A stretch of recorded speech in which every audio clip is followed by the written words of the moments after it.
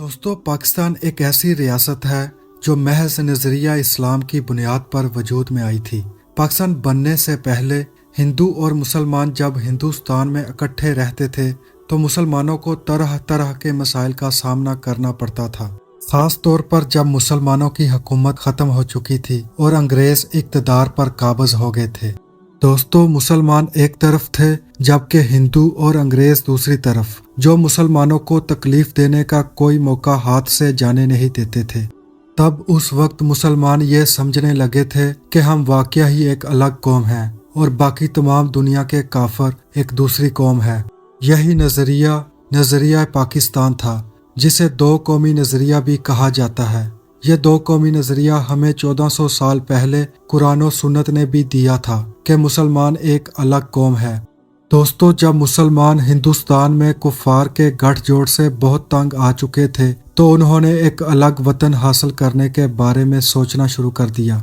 मुसलमानों ने देखा कि यहाँ हम अपने दीन के मुताबिक जिंदगी बसर नहीं कर सकते, तो हमें एक ऐसा मुल्क चाहिए जहाँ हमारी अपनी हुकूमत कायम हो, जहाँ मुसलमान अक्सरियत में हो और इक़्तिदार भी मुसलमानों के हाथ में हो, तो वो वहाँ अपनी मर्जी के मुताबिक ज़िंदगी गुजार सकें, अपने दीन के अहकामात के मुताबिक अपनी ज़िंदगी को ढाल सकें, जहाँ मुसलमानों के कवानीन इस्लामी असूलों के मुताबिक हों और उनका पूरा मुआशरा एक इस्लामी मुआशरा नज़र आए। दोस्तों, जब पाकिस्तान वजूद में आ गया तो बदकिस्मती से इसकी बागडोर ऐसे लोगों के हाथों में चली गई जो इस्लाम का महज नाम ही जानते थे और इस्लाम के बारे में उन्हें कुछ इल्म नहीं था, जिसकी वजह से पाकिस्तान में इस्लामी निज़ाम नाफज ना हो सका और पाकिस्तान को उन्हीं मगरबी कवानीन के मुताबिक चलाया जाने लगा जो अंग्रेज हमें देकर गए थे। अंग्रेज़ों ने जो निज़ाम हमें दिया था, जाहिर है कि वो इस्लामी निज़ाम तो होगा नहीं। हमारे हुक्मरानों ने अवाम को धोखा देने के लिए उस निज़ाम के अंदर कुछ इस्लामी शिक्कें भी डाल दी कि कोई कानून कुरान और सुन्नत के खिलाफ नहीं बनाया जाएगा। दोस्तों, फिर यूं हमने इसे इस्लामी जमहूरिया पाकिस्तान का नाम दे दिया, जो सरासर मगरबी जमहूरियत है। सिर्फ अवाम की आंखों में धूल झोंकी जा रही है कि हमारे यहाँ इस्लामी निज़ाम है, जबकि जमहूरियत एक अलग निज़ाम है जो सरासर कफार का वाज़िया करदा मगरबी निज़ाम है, जिसका इस्लाम से कोई ताल्लुक वास्ता नहीं है। इसी तरह इस्लामी निज़ाम एक बिल्कुल अलग निज़ाम है जिसका जमहूरियत से कोई ताल्लुक नहीं। दोस्तों, हमने इस्लामी नज़रिए की बुनियाद पर पाकिस्तान मांगा था। जब अल्लाह रब्बुल इज़्ज़त ने हमें पाकिस्तान अता कर दिया तो हमने इसको इस्लामी असूलों के मुताबिक ढालने की बजाय अंग्रेज़ी असूलों के मुताबिक चलाना शुरू कर दिया, जिसकी सज़ा हमें ये मिली कि हम पूरी दुनिया में ज़लील और रुस्वा हो रहे हैं। बैरून मुमालिक जाएं तो लोग पाकिस्तान का नाम सुनकर हकारत की नज़रों से देखने लगते हैं और अब हमारे ग्रीन पासपोर्ट की कोई इज़्ज़त नहीं रही।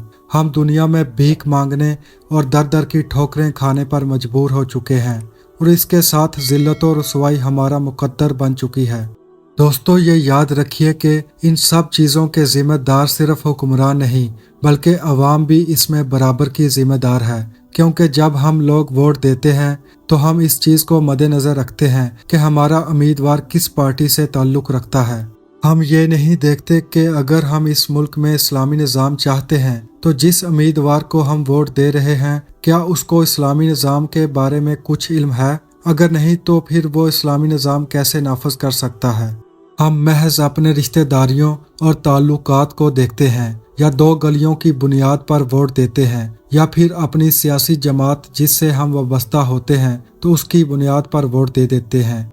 हम ये नहीं देखते कि हमारे उम्मीदवार के अंदर कितनी सलाहियतें हैं, वो इस काबिल भी है कि वो इस मुल्क को इस्लामी मुल्क बना सके और इस मुल्क का निज़ाम इस्लामी सूलों के मुताबिक चला सके।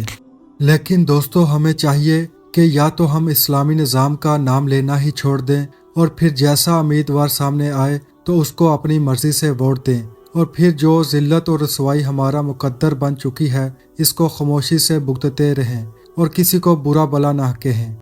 लेकिन दोस्तों, अगर हम चाहते हैं कि हम दुनिया में सुकून से रहें, इज़्ज़त के साथ ज़िंदगी गुजारें और सर उठाकर जिएं, तो फिर इस्लामी निज़ाम के सिवा कोई चारा नहीं है।